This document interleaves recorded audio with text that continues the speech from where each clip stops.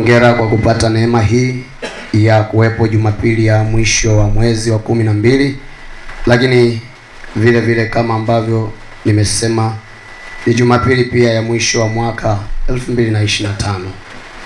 Kwa hiyo ni jambo la kumshukuru Mungu kweli kweli, kwa sababu si wote waliopata nafasi hii. Inawezekana ni wengi tulitamani tungepata fursa adhimu ya kimungu ya namna hii, lakini tazama ya kwamba si wote wamepata nafasi ya namna hii. Wengine wakati mvua ni baraka, kwa wengine imekuwa pia ni kizuizi, lakini tazama wewe haujazuiliwa pia na mazingira. Kwa hiyo hongera kwa kuwepo hapa siku ya leo.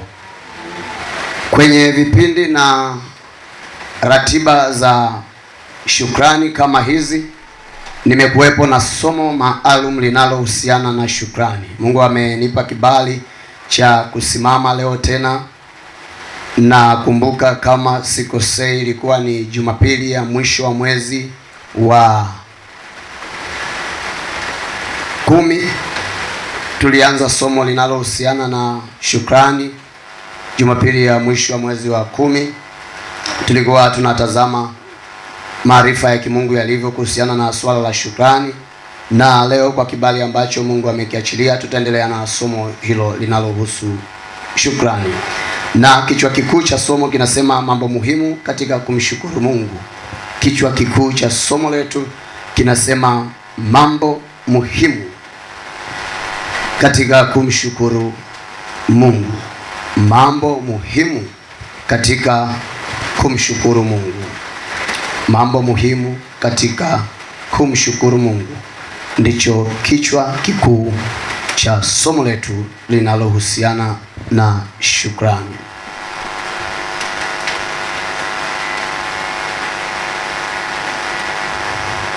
Umuhimu wa somo hili hususani katika vipindi vya shukrani ni kwamba swala la kumshukuru Mungu na lenyewe nalo si jambo dogo. Wakati mwingine tumekuwa na bashasha na maandalizi na kukaa na utayari mkubwa kwenye vipindi ambavyo tunaingia uweponi kwa huduma za maombi, maombezi yanayohusiana na uhitaji tulio nao, tukasahau jinsi ambavyo swala la shukrani lilivyo la muhimu. Kwa hiyo nimekuwa nikiwiwa sana kwenye vipindi vya shukrani, Mungu atupe maarifa kuhusiana na shukrani, kwa sababu swala la shukrani na lenyewe nalo si dogo. Haleluya. Kuna wakati niseme ya kwamba lina maandalizi yake pia, kiasi cha kwamba shukrani mbele za Mungu haipelekwi tu kwa namna ya ukawaida. Ni lazima uwe na maandalizi na uwe na uelewa kuhusiana na kitu ambacho kinaitwa kumshukuru Mungu. Kwa hiyo katika somo hili Mungu anaendelea kutupa maarifa kuhusiana na kitu kinachoitwa kumshukuru Mungu. Tuelewe undani wa swala hili la kumshukuru Mungu jinsi lilivyo. Bwana Yesu asifiwe sana. Kwa hiyo ndiyo maana kuu ya somo letu, kuelewa undani wa kumshukuru Mungu, jinsi swala hili la kumshukuru Mungu jinsi lilivyo. Kwa hiyo tumekuwepo na somo hili tangu mwisho wa mwezi ule uliopita, na tutaendelea nalo kwa neema hii ambayo tumepata mwisho wa mwezi huu. Mambo muhimu katika kumshukuru Mungu, na wale waliokuwepo tulianza sehemu ya kwanza ambayo ndio tutaendelea nayo. Sehemu ya kwanza ya somo imekaa kimfumo wa swali. Inasema, je, tunapaswa kutambua nini kuhusiana na swala la kumshukuru Mungu? Je, tunapaswa kutambua nini kuhusiana na swala la kumshukuru Mungu? Ni mambo gani tunayapaswa kuyajua? Ni mambo gani tunapaswa kuyatambua kwa habari ya swala la kumshukuru Mungu? Je, tunapaswa kutambua nini kuhusiana na swala la kumshukuru Mungu? Je, tunapaswa kutambua nini kuhusiana na swala la kumshukuru Mungu? Wale waliokuwepo tulipata neema ya kuangalia mambo mawili. Kuna mambo mawili tulitangulia kuangalia. Jambo la kwanza, kwa faida ya wale ambao hawakuwepo kwenye kipindi kile cha mwisho wa mwezi wa 10, jambo la kwanza tuliloliona linasema tunapaswa kutambua ya kwamba, jambo la kwanza tunapaswa kutambua ya kwamba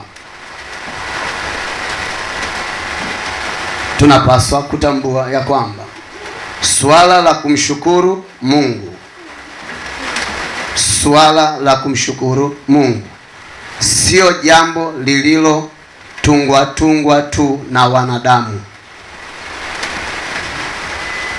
Tunapaswa kutambua ya kwamba swala la kumshukuru Mungu sio jambo lililotungwa tu na wanadamu, bali ni agizo la kibiblia kabisa. Tunapaswa kutambua ya kwamba swala la kumshukuru Mungu sio jambo lililotungwa tu na wanadamu, bali ni agizo la kibiblia kabisa.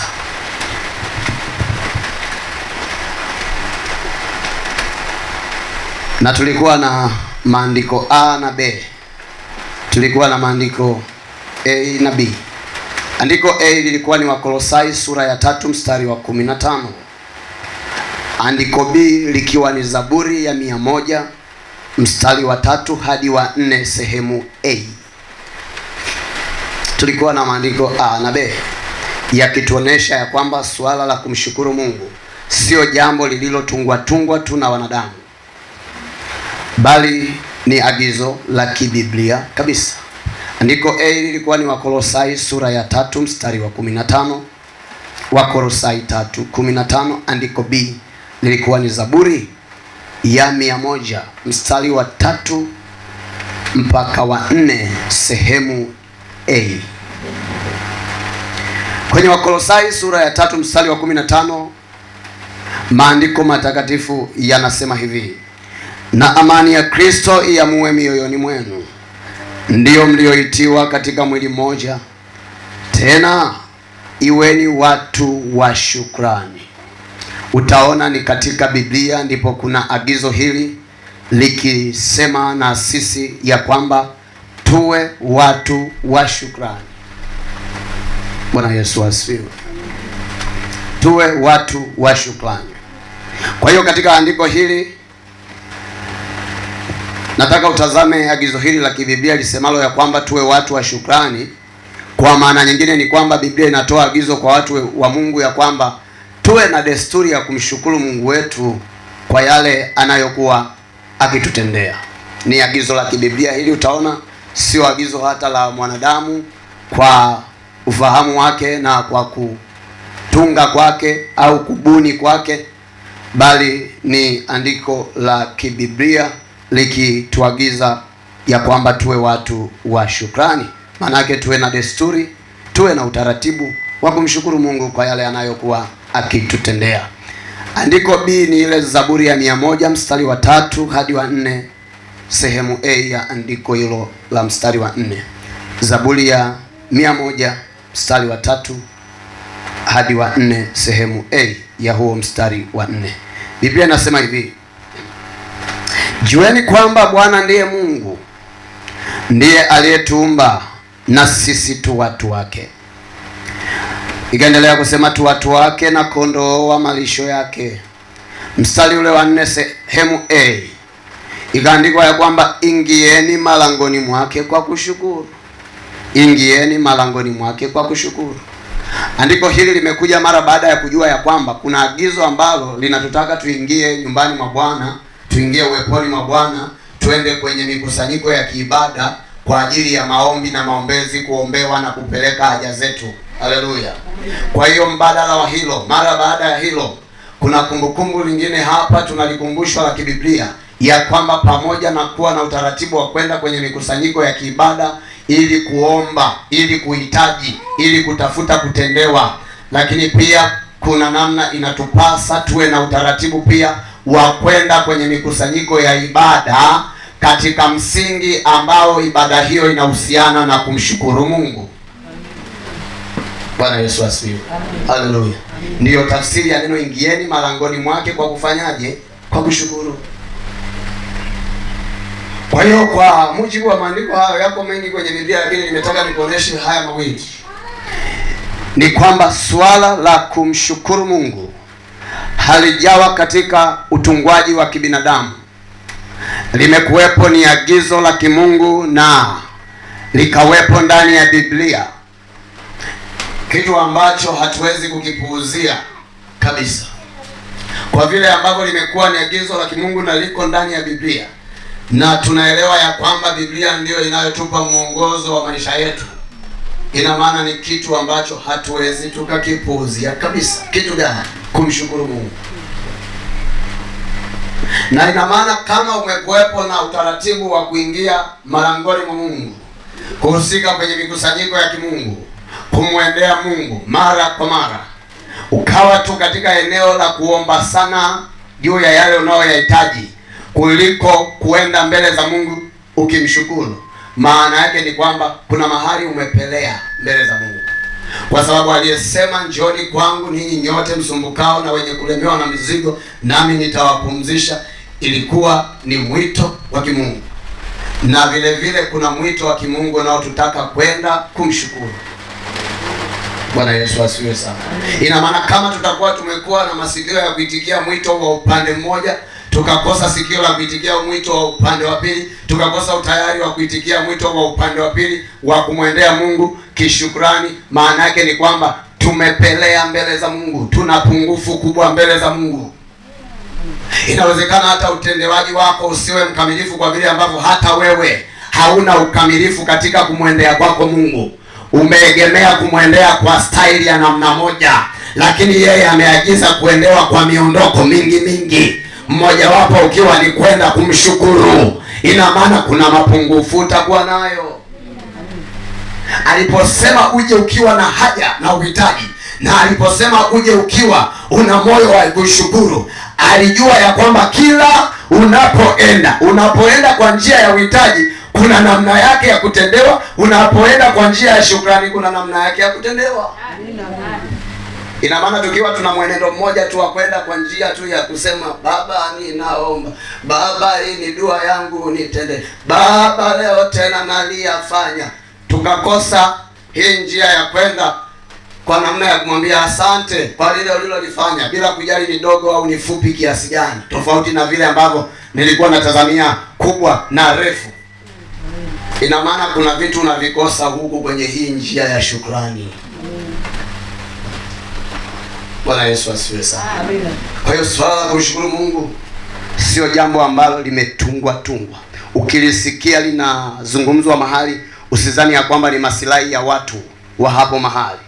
Ukisikia linatangazwa na makuhani, watumishi mbalimbali, ukisikia linazungumzwa kwenye ibada mbalimbali, kwenye madhehebu, makanisa mbalimbali, huduma mbalimbali, usije ukazani ya kwamba ni kwa masilahi sana ya hao wanaolizungumza. Lipo kibiblia. Haleluya.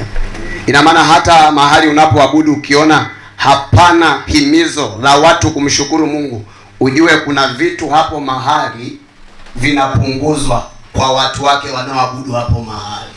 Kwa sababu gani? Ilikuwa vipatikane ndani ya shukrani.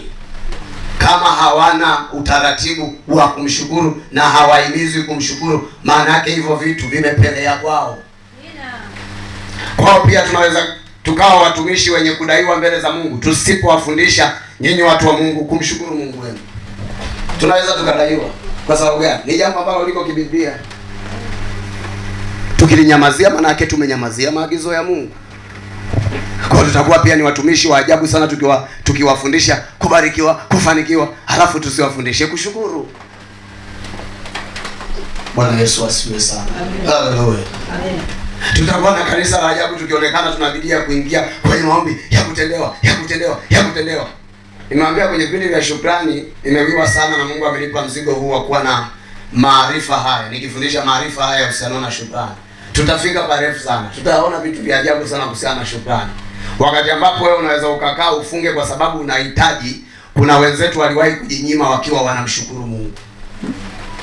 Haleluya. Ili ujue sio jambo la mchezo, si jambo dogo miongoni mwa mambo ambayo yako kimungu, kumshukuru Mungu. Bwana Yesu asifiwe. Lakini hilo lilikuwa ni jambo la kwanza linalotuonesha ya kwamba tunapaswa kutambua kuwa swala la kumshukuru Mungu sio jambo lililotungwa tu na wanadamu, bali ni agizo la kibiblia. Namba 2, katika yale ambayo tunapaswa kuyatambua kuhusiana na swala la kumshukuru Mungu, jambo la pili linasema pia tunapaswa kutambua ya kwamba swala la mtu kurudi mbele za Mungu, pia tunapaswa kutambua ya kwamba swala la mtu kurudi mbele za Mungu na kushukuru mara baada ya kutendewa. Swala la mtu kurudi mbele za Mungu na kushukuru mara baada ya kutendewa. Jambo hili sio swala la hiari. Jambo hili sio swala la hiari, bali ni swala la lazima. Swala la mtu kurudi mbele za Mungu na kushukuru mara baada ya kutendewa sio jambo la hiari. Haleluya. Halipo kwenye uamuzi wako. Hapa nikasema ya kwamba utakuta leo saa ya mtu akiwa anahitaji atakupigia simu hata usiku wa saa 8. Asijali kwamba wewe umelalaje au saa hiyo una ratiba gani. Maadamu tu amekamatika na uhitaji, yuko radhi kupiga simu muda wowote ule. Mwingine ataanza na hekima ya kukwambia, "Samahani baba, utanisamehe nimekupigia muda mbovu." Mwingine hata atakumbuka kuanza na hekima hiyo. Atapiga tu kwa sababu wewe umechagua kazi ya kumtumikia Mungu, mtumikie tu muda wote. Kwa sababu Biblia inasema tuwe tayari wakati ufao na usiofaa. Kwa kuna watakao tuibukia alfajiri zile za kwenda kung'oa meno, kana kwamba tunakuja kung'olewa meno. Kwa sababu gani? Kalala vibaya. Huyo alivumilia usiku, lakini vile anavyoona hakuishi kucha, anaona kucha ni kugumu. Unaona usiku ni mrefu. Utaona mapambazuko yale kabla hata hujachangamka anaweza akakuinukia. Lakini ni wachache sana nilikutana nao wakiwa wameamka asubuhi, wako hapo nje ya milango wanataka wamshukuru Mungu. Ni wachache. Mwanangu, ni wachache. Kipata hiyo neema mshukuru Mungu. Ya kukimbizwa hai. Unasikia kukimbizwa. Zumwe. Haleluya. Unashakilizwa ukashukuru. Watu wengi sana kwenye saa ya shukrani wanakwambia najipanga. Haleluya. Amen. Saa ya shukrani tu ndio watu waga wanajipanga. Saa ya nini? Ili ujue shetani anajua maana ya shukrani wakati mwingine kuliko hata watu wa Mungu, na ndio maana inabidi tuwapige sana msasa juu ya masomo ya uhusiano na shukrani.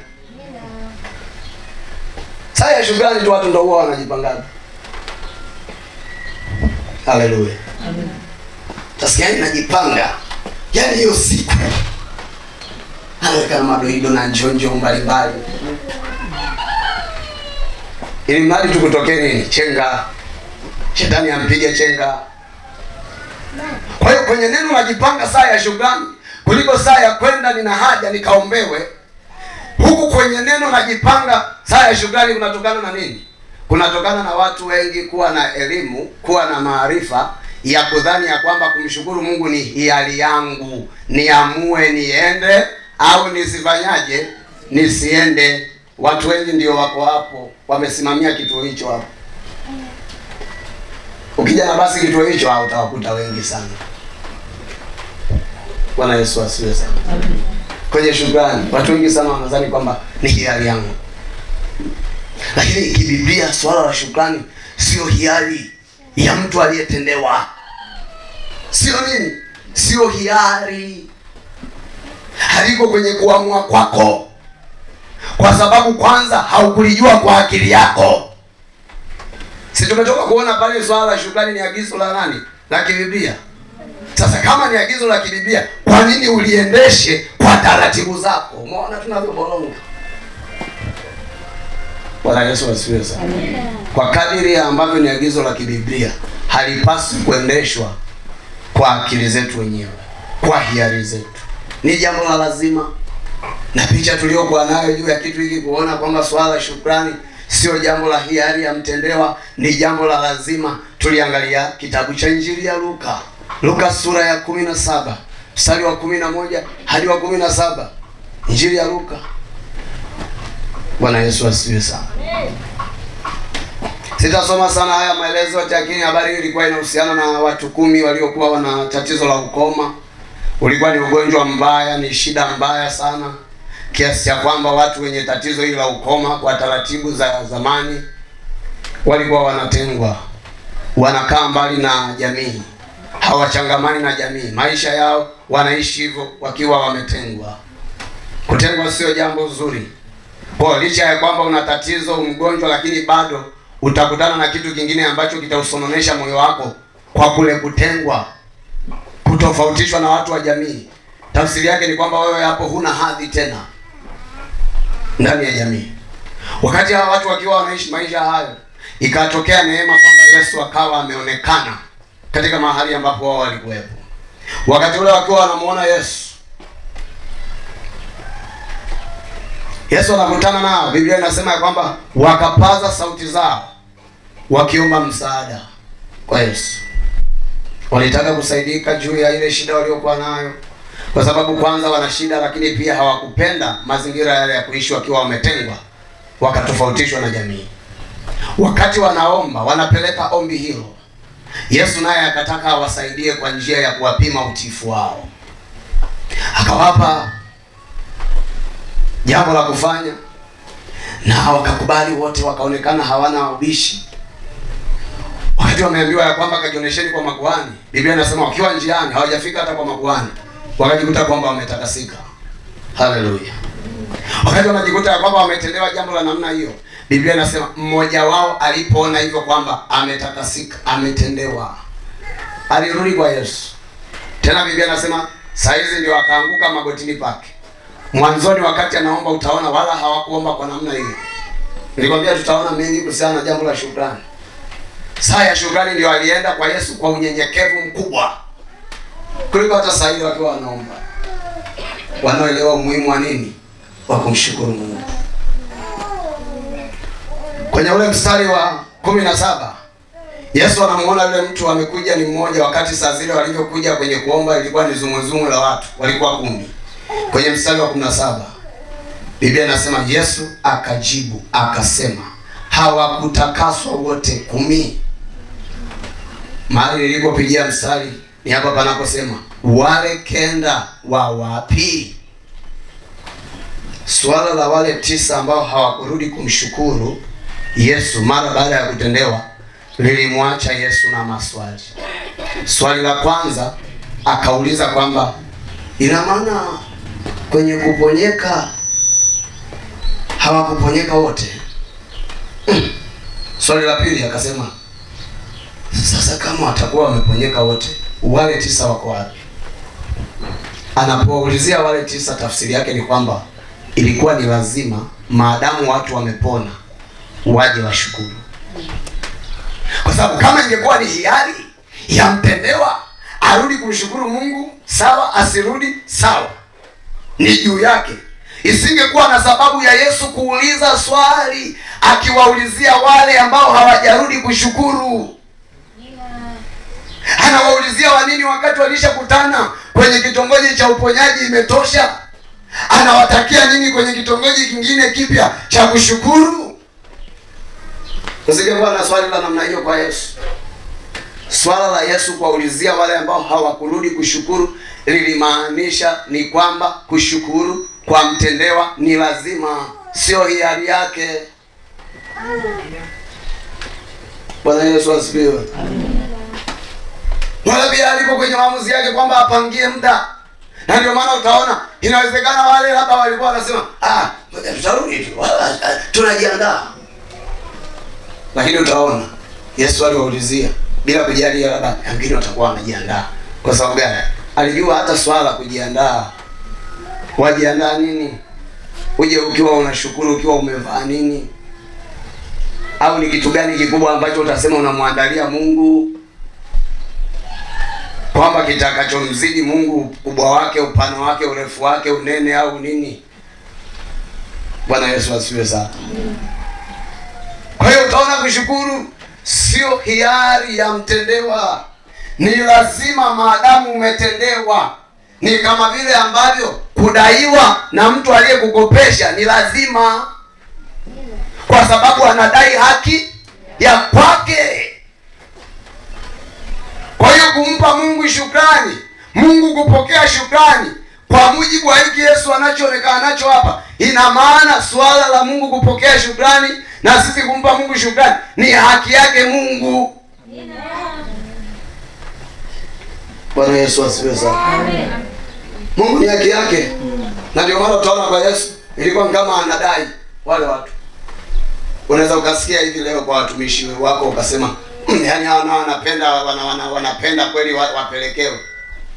Lakini angalia lilikuwa kwa nani hili? Lilikuwa kwa Yesu. Kwa hiyo utaona wakati mwingine ukisikia hata moyo wa yule aliyeshuhudia jinsi Yesu alivyokutendea kwa yeye kuhusika kwenye kukuombea, ukiona moyo wake unasononeshwa na wewe kutokurudi kushukuru, ujue ya kwamba huo ndio moyo wa Yesu, kuliko angekuacha tu uende zako upotelee mbali. Ingawaje leo hii tumebadilishiwa hiki kibao. Na mimi hiyo biashara pia nimeikosa kwa sababu sinajua watu wamebadilishiwa. Hiyo biashara nimeikosaga sana. Na kwamba nihimize mtu ashukuru. Kama anaelewa ni hiari yake, sawa, elewe ni hiari yake. Kwa ni neema tu Mungu ameleta hapa ya kwamba tufundishane hivi. Haleluya. Amen. Neema. Ni hiari. Tunadhani ni hiari. Sio hiari, ni lazima. Ni kama tunakuwa wadaiwa pale tusipomshukuru nani? Nikasema leo hii unakuta mtu kama huyu ambaye kwa Mungu huko ana deni, lakini bado anakuja tena anasema, Mungu naomba, kwa kweli umenipa gari, kwa kweli si unipe na mafuta. Sasa gari gani laendeshwa bila mafuta? Hujaonekana kwenye shukrani ya gari, unarudi kwenye kumuomba Mungu akupe mafuta. Kwanza Mungu anasema yule nao mdai kaja leo, ngoja niangalie labda anakuja kupunguza deni. Kumbe ndio wajaongeza tena udaiwe. Unajua hiyo roho ya madeni nayo sasa itutoke kwa jina la Yesu. Kumbe tunadaiwa hata na nani? Na Mungu. Wapendwa wa Mungu ambao mnafanya biashara za kukopesha huko na mnadai watu, ona watu walivyo wadeni mpaka kwa Mungu. Kuna watu wana madeni mpaka kwa nani? Kwa Mungu. Kwa wakati mwingine wafuateni madeni yenu kwa kuombea kweli hao watu, kwa kuomba kweli. Sababu kuna wakati kukukopa wewe si wa kwanza, hata kwa Mungu pia anadaiwa huyo. Haleluya. Sasa huko duniani kumekuwa na taratibu za kushtakiana za kufanyaje? Kwa Mungu usikute kuna vifungo watu wanavyo kwa sababu ya kutokufanyaje? Kutokurudi kumshukuru kwa picha hii. Haleluya. Kwa tuyaangalie haya. Tutaangalia jambo la tatu leo, jambo la tatu katika yale ambayo tunapaswa kuyatambua juu ya swala la shukrani. Jambo la tatu, andika, pia tunapaswa kutambua ya kwamba, pia tunapaswa kutambua ya kwamba, pia tunapaswa kutambua ya kwamba ili shukrani yako mbele za Mungu iwe na maana. Hapa tunaongelea shukrani kuwa na maana. Manake unaweza ukamshukuru Mungu lakini hiyo shukrani pia ikawa haina nini? Si unaona? Sasa unaona unakuja tunasema mshukuru Mungu, unaelewa ndani wa shukrani. Kuna swala la shukrani kuwa na maana. Kwa pia tunapaswa kutambua ya kwamba ili shukrani yako iwe na maana, ili shukrani yako mbele za Mungu iwe na maana, ni vema sana katika kumshukuru kwako Mungu, ni vema sana katika kumshukuru kwako Mungu, ni vema sana katika kumshukuru kwako Mungu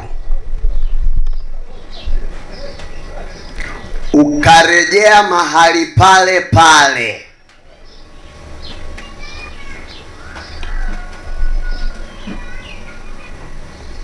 ukarejea mahali pale pale ambapo palitumika kuzalisha muujiza wako.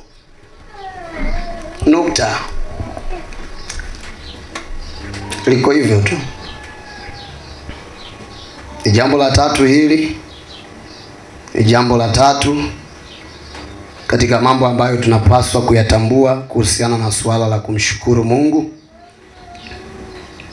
Jambo la tatu linasema pia tunapaswa kutambua ya kwamba ili shukrani yako mbele za Mungu iwe na maana, ni vema sana katika kumshukuru kwako Mungu ukarejea mahali pale pale ambapo palitumika kuzalishia muujiza wako. Bwana Yesu asifiwe. Ninachokimaanisha hapa ni hivi: wakati umekutana na Mungu kwa njia ya kitongoji kinachoitwa kitongoji A, saa unaporudi kwa Mungu ukamshukuru juu ya vile ambavyo alikutendea kwenye kitongoji kinachoitwa kitongoji A, ili shukrani yako iwe na maana mbele za Mungu, inakupasa urudi kwenye lile eneo linaloitwa kitongoji gani? A. Hata kama kuna kitongoji B ambacho kinaonekana kinaweza kikapokea shukrani yako, elewa ya kwamba mahali ulipokutana na Mungu akakutendea, ndipo mahali patakapofanya shukrani yako iwe na maana kwa Mungu katika kurudi kumtolea shukrani Mungu. Sasa picha za watu wa Mungu wa leo, picha za watu wa Mungu wa leo, nisifanyagi huo. Ndugu yangu ndiye hayupo hapa. Angekuwepo hapa ningemwambia nakumbuka ukali wangu juu ya hilo swala. Na mtu siku moja akanipigia simu. Na mchungaji, anaitwa Amina, kaeleza shida zake. Nikamwambia mama, samani, niko mlimani kimaombi. Nimeona tu nikupokelee kwa sababu niko wakati wa tafakari. Nikaona nikupokelee kwa sababu ninajua litakuwa ni swala la kihuduma, nisikukwaze. Nimeona nikupe taarifa hiyo. Kwa hiyo sasa nafanyaje? Lakini si nimeona kuna yule kijana mko naye pale madhabahuni, anaweza kunisaidia nimwendee. Nikamwambia mama, kama umesikia amani ndani yako kumwendea yoyote, maadamu wewe umeona niko busy, mwendee yoyote ambaye unasukuma kufanyaje, kumwendea. Mpaka hapo tukamalizana na yule mama, sijajua atachukua watu gani. Nikapata mrejesho kipindi kile tuko na Edison hapa kanisani anafanya utumishi. Nikapata mrejesho, akaniambia baadaye nimerudi niko nyumbani, ananipigia. Halo mchungaji, bwana asifiwe. Nikamwambia amina. Sema nilikuwa nakupa bwana picha, kuna mama mmoja amenijia hapa. Ana haja 1 2 3. Anasema uliwasiliana naye ikawa huko mlimani kwa sababu ya ratiba hiyo, kashindikana kuonana, kwa hiyo sasa akanijia mimi hapa. Nikamwambia ni kweli nilishaongea na mtu katika picha ya namna hiyo. Akasema sasa yule mama nilimfanyia hiyo huduma aliyotaka. Nikamwambia sawa, Mungu akubariki sana, ni vizuri amepata huduma ili kwamba ahudumiwe. Mchungaji, acha hilo sasa. Amekuja saa hizi ana sadaka hapa. Nikamwambia sadaka gani? Anatoa sadaka kwa habari ya hayo maombi yake. Kwa hiyo wakati anaileta anasema kwamba niifikishe kwako au kule kanisani. Bwana Yesu asifiwe sana. Ikatuchukua muda sana kuwekana sawa na huyu kijana kwa sababu na yeye pia alikuwa na upepo wa nani? Wa muumini. Alikuwa na upepo wa anayeboronga. Licha ya kwamba ni mtumishi na amefanya kazi ya Mungu vizuri kwa kadiri ya ule utumishi aliofanya, lakini saa hizi sasa kwenye kushukuru, angalia hata watumishi ambao mnaweza mkawafanya na wao waboronge. Anapambana sasa na mimi aking'ang'aniza nipokee nini nilichomtamkia. Mungu akiwa ni shahidi, nilimwambia ndugu yangu, hata iwe ni mamilioni mangapi huyo mama, siulizi ana shilingi ngapi amekuja nayo, hata iwe ni mamilioni mangapi, siwezi nikafanya jambo la alama nyekundu la namna hiyo kwenye utumishi wangu. Na wakati tunapiga makofi lazima pia niwaeleweshe kwamba hautaweza kukutana na kila mtumishi kwa namna hiyo. Itategemeana sana. Bwana Yesu asifiwe. Amen. Alijua kwamba umetendewa kitongoji A, leo unakuja kitongoji B. Kwanza unaanzaje sasa? Unaanza kumweleza kwamba mimi nimeombewa, nilimuona Mungu kule. Kweli si hata wewe mtumishi naye aibu yako. Hata wewe. Bwana Yesu asifiwe sana. Kwa hiyo ikawa tukapelekana muda mrefu kweli. Kijana huyo akiwa anakataa na yeye anasema, mimi naileta hata sasa hivi. Nikamwambia sasa bwana, mwanzo nilikwambia kwa niko nyumbani. Sema yeye, kaambia sasa hivi sipo. Baba uipeleke wapi? Kanisani. Lakini jambo ambalo nikamuuliza mara pili, ulimfanyia ile huduma? Akasema nikamwambia wewe unalionaje hilo jambo? Nataka vile ambavyo moyo wa mtu unasikia. Unasikia nini moyo wa mtu wakati mtu anakengeuka? Bwana Yesu asifiwe sana. Mkutano tuna watumishi wenzenu wanaofanana na hiyo mioyo inavyosikia. Lakini mkikutana na wale wanaoelewa kwamba moyo unakengeuka, lazima nikuweke vizuri. Utaki ni upotee, lakini ukiwa tayari una neno umelifanyaje? Umelielewa? Ili niwe nimenawa nini? Nimenawa mikono. Kwa sasa angalia picha za watu zilivyo. Unaelewa kitu cha namna hii kikoje? Watu wengi sana saa ya shida anaamini kwamba kila mahali ambapo ataona ni kichaka anaweza akainama akamalizana na shida yake. Lakini saa ya kushukuru anasema kichaka kile nikinama naonekana bwa. Hivi kumbe mwanzo nilinamaga kile. Ngoja nikatafute kilichofunga funga. Unaona wanadamu walivyo mzee Jimmy. Haleluya. Sasa shida anaona kila kichaka kijiangalia hivi anaona hiki bwana kina stili hiki we na kubanwa kote huku. Miss Walizeni wale ambao wanawaambiaga madereva, dereva samani naomba usimamishe, nimezidiwa. Kuna wakati unaona dereva anaendelea tu na mwendo, anaendelea na mwendo, anasema dereva jali hili. Kwa sababu gani? Yeye kwa sababu ya kuzidiwa kwake anatamani hata eneo ambalo liko wazi. Anatamani kwamba nitazunguruka huko kwenye gari. Kana kwamba huko kwenye gari akizunguruka atakuta kuna bafu limemfunika. Lakini dereva mwenye hekima anaangalia pia na eneo ili isilete kesi pia na uchafuzi wa nini? Wa mazingira. Sasa ni ukutane na dereva namna hiyo. Usipokutana na dereva namna hiyo maana yake ni nini? Yeye sijui sana kama yana mashtaka, sijui sana, si hukumu. Si nikasimama kwenye daraja la kuhukumu watumishi wenzangu. Sijui sana kama wao na Mungu wao ikoje. Lakini nakufundisha wewe kwako wewe kuna namna ambavyo hiyo shukrani yako inahesabika ya kwamba ni kupoteza. Kwa kuna watu leo bado ni wadaiwa, mnadaiwa shukrani kwa sababu gani? Hata saa ya kwenda kushukuru mmeenda vitongoji ambavyo sivyo mlivyotendewa navyo. Kwa hiyo bado deni la shukrani. Na ndio maana kuna saa utashangaa, umefungulia sijui nini, unasikia habari ya kushukuru. Umetoka kushukuru lakini bado kuna mahubiri kadha wa kadha Mungu anakuinulia akikukumbusha kushukuru, kwa sababu wakati mwingine kwenye kushukuru kwako na penyewe napo ulibolonga. Kwa hiyo tunafundishana hapa, kuna daraja la wasioshukuru, kuna wanaoshukuru kwa kubolonga. Wote nyinyi wana wa hasara.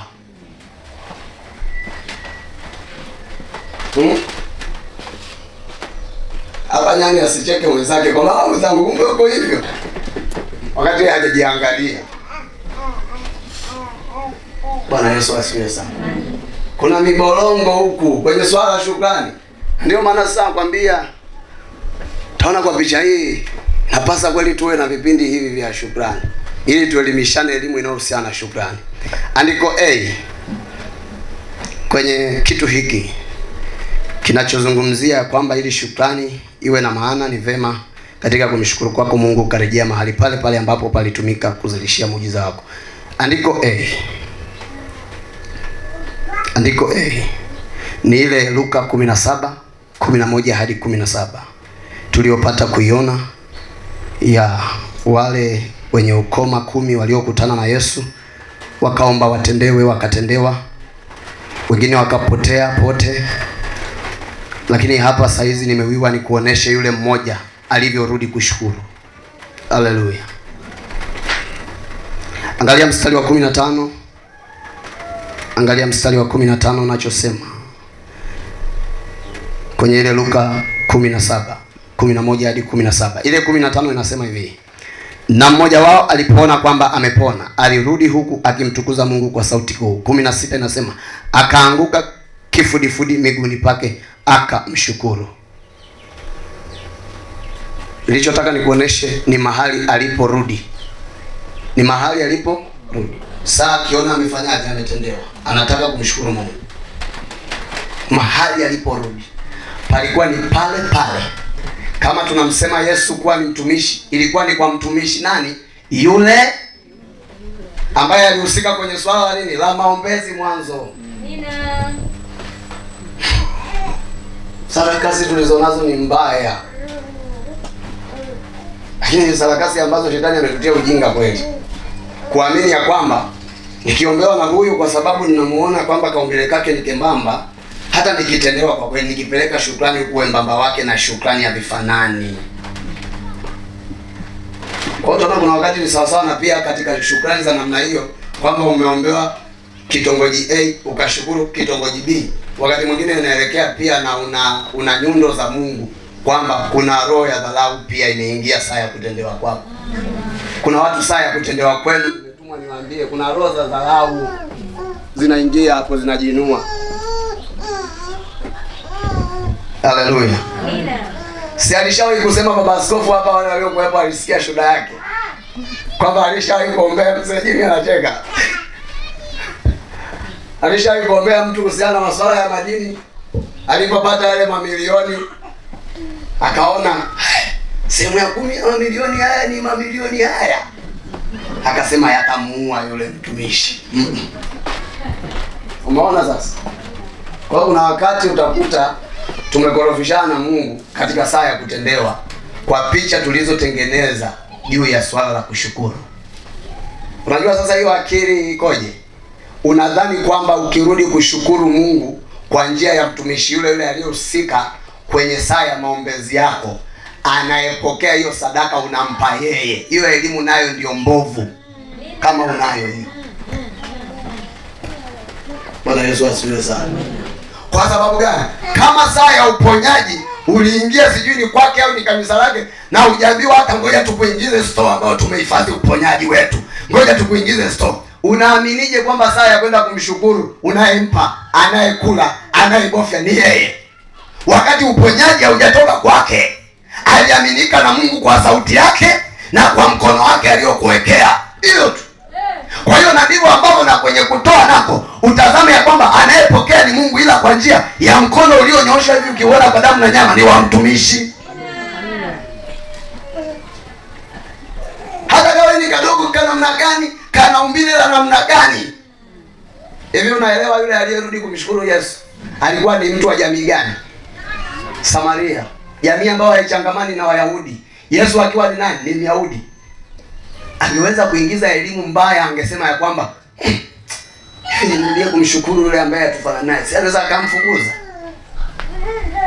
Yuenda pale saa ile ameachilia uponyaji tu kwa neema. Saa hizi narudije? Hivi Shetani pia angeweza kumtazamisha hivyo, inawezekana pia alimtazamisha hivyo, lakini yeye alikuwa na elimu inayosema ya kwamba mahali nilipokutana na Mungu, saa ya uhitaji wangu na saa pia ya kushukuru, ndipo mahali hapo hapo ambapo Mungu anasubiri tukutane. Yaani kwa sababu unaenda makanisa ambayo yamefunikwa, hayana mabanzi, ndio saa ya kushukuru hapo ndio pako. Maana kuna na waandishi wa habari hapo umewatega, unataka wakuone kwamba umeshukuru. Ndio shida tulizonazo hizo, mama yangu Mwalimu Grace. Saa ya shukrani kuna watu wanategaga waandishi wa habari. Ili ujue hayo, utakutaka kuna watu wanafaa kutangaza huko kwamba naenda kushukuru Bwana. Jumapili nitakuwa pale na shukuru. Anakaribisha na vyombo vya habari.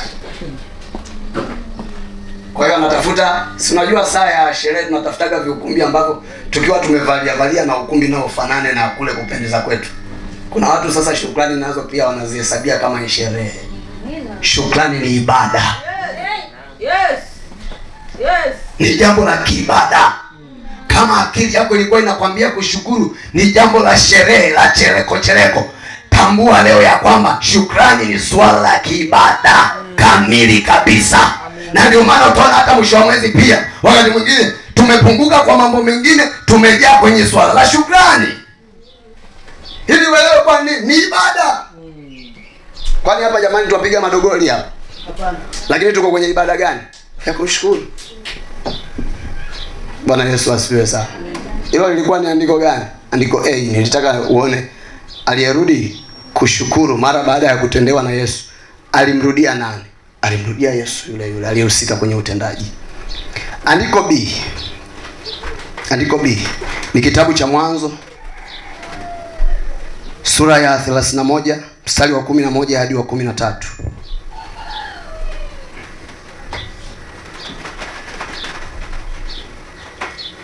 Hapa kuna picha tunaiona ya ajabu sana. Mwanzo 31 11 hadi 13. Hapa utaona suala la Mungu kumtokea Yakobo mara baada ya kumfanya afanikiwe kimaisha. Alihusika Mungu kumfanya Yakobo afanikiwe kimaisha. Utaona akiwa amefanikiwa kimaisha hapa, Mungu anamtokea Yakobo. Saa akiwa amefanikiwa kimaisha, anamwambia ya kwamba arudi. Ona, Mungu amemtokea.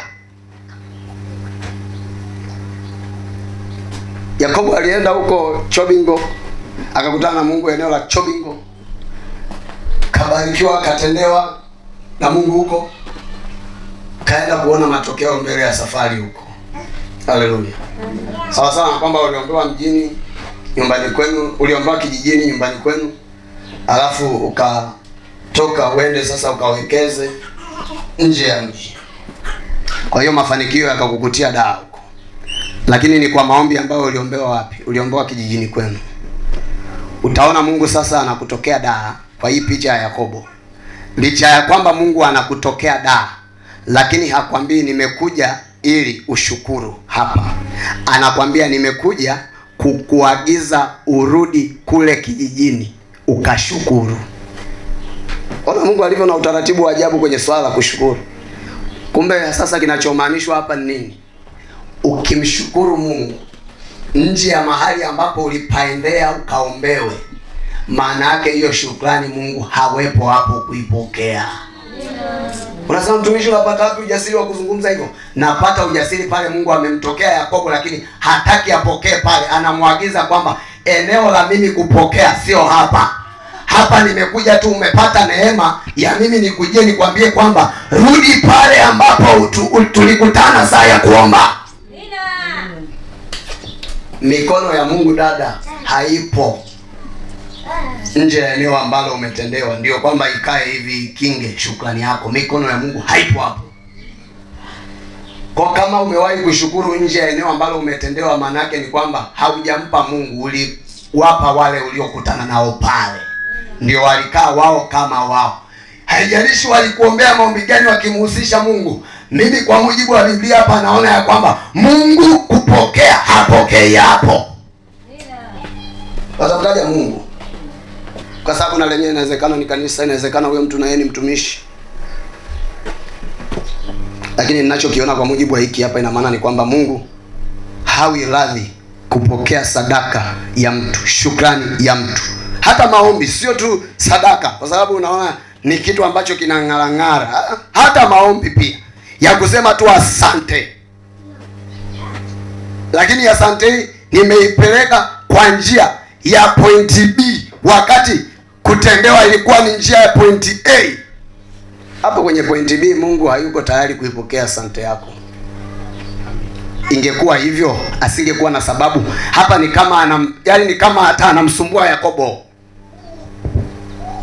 Kwa nini mlazimu kumsumbua Yakobo, kumhangaisha? Atoke alipo, arudi mpaka mahali panapoitwa Betheli, ambapo Mungu alimhudumiaga hapo mpaka akapata hayo mafanikio. Kwa nini mlazimu kwamba arudi mpaka hapo mahali, wakati Mungu ambaye anaenda kumshukuru ndio huyo aliyemtokea hapa anamwambia rudi Betheli? Kwa nini Mungu asirahisishe? Kama wewe unaona swala la shukrani ni rahisi kiasi hicho, kwa Mungu sio rahisi kiasi hicho. Ukiboronga umeboronga. Kwa sababu kwa nini Mungu asimrahisishie Yakobo safari? Hamwambia hata hiyo gharama ya kunani wewe ichanganye tu hapo, usilalamike kurudi kule. Wewe ichanganye hapo kwenye shukrani.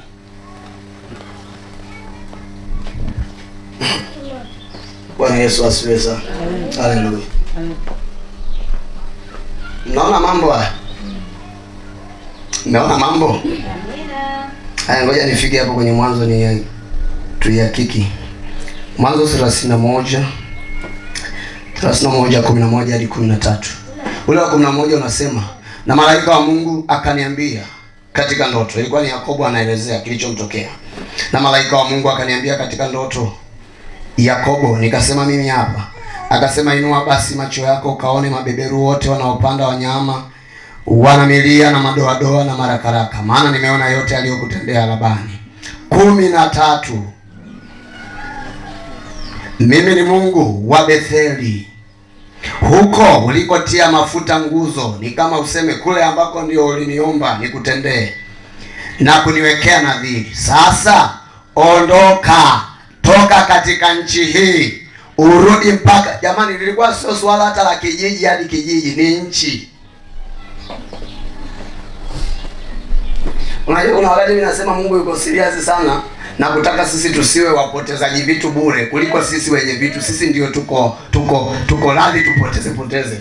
Lakini ona Mungu anavyojisumbua kwa ajili ya mambo yetu. Anajua shukrani, akishukuru Yakobo, anayepata faida nani? Ni Yakobo. Kwa njia ya shukrani yake kuna deni tena atakuwa amempa Mungu. Yakobo anastahili atendewe. Lakini ona Mungu anavyohangaika aokoe kwamba Yakobo asipoteze bure nguvu yake ya shukrani.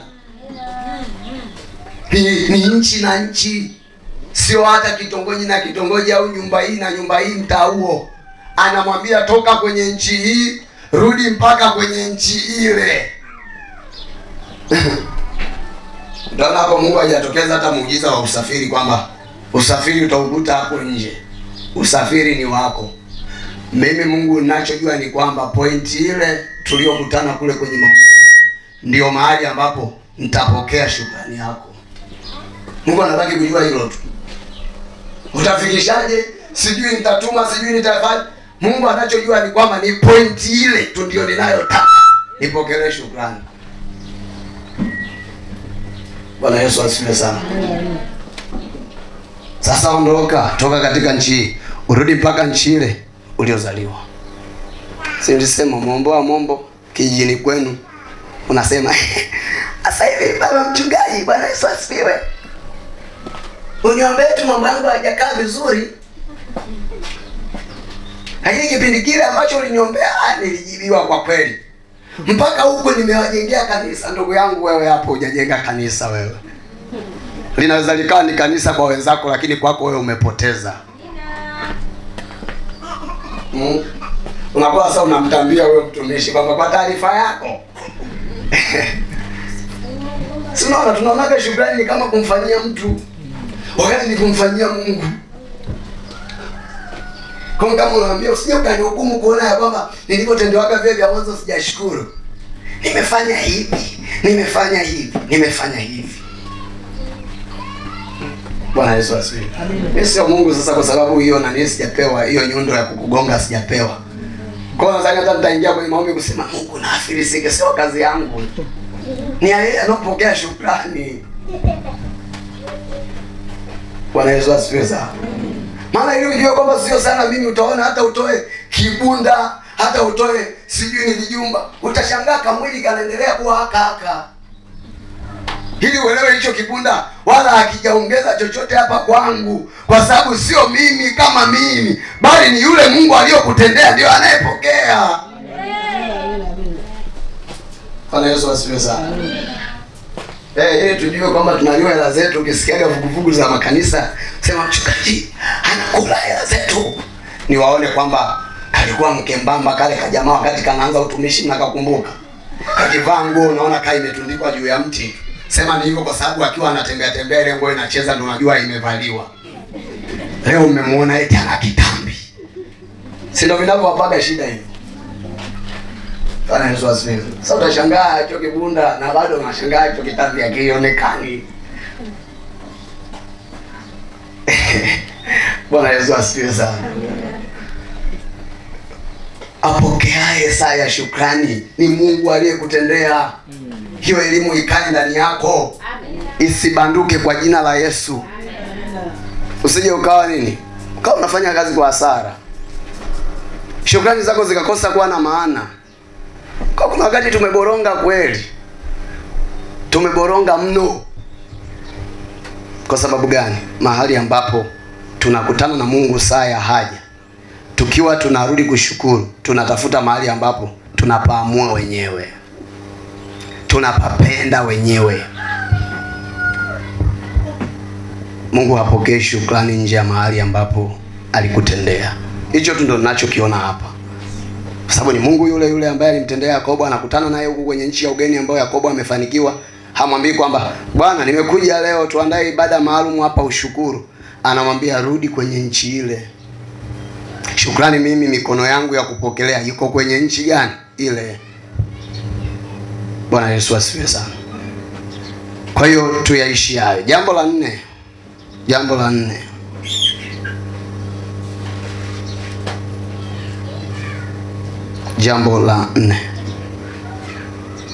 Andika, pia tunapaswa kutambua ya kwamba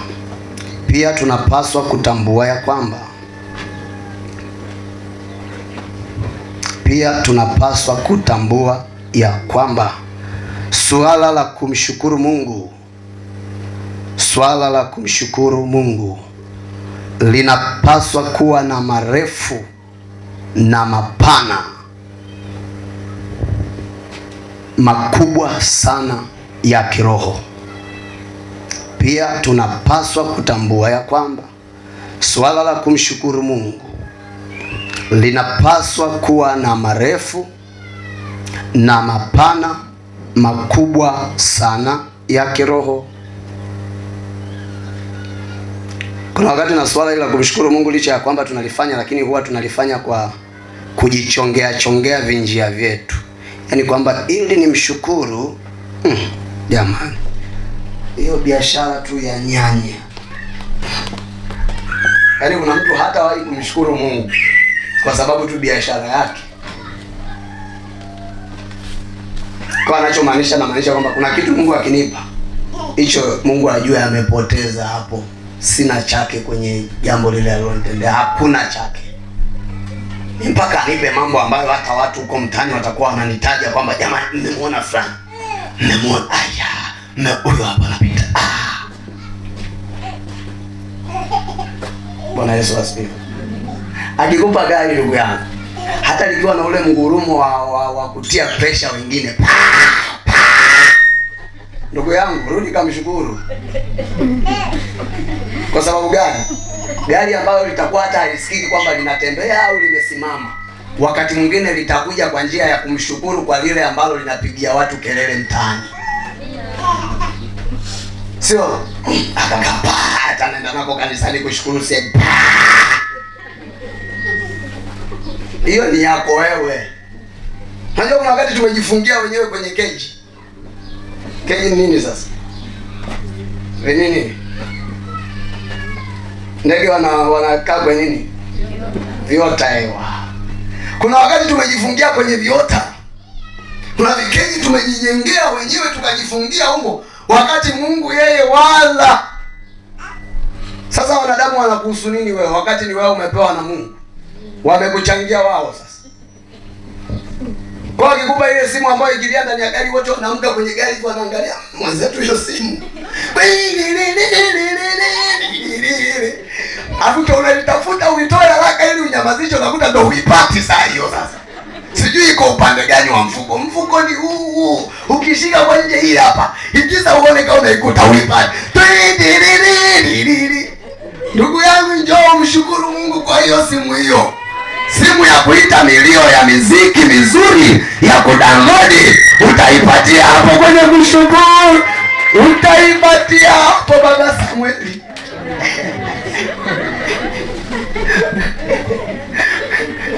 Masamueli. Bwana Yesu asifiwe sana. Bwana Yesu atukuzwe. Tusijitengenezee njia. Swala la kumshukuru Mungu lina marefu na mapana makubwa mno ya kiroho. Haleluya. Hey!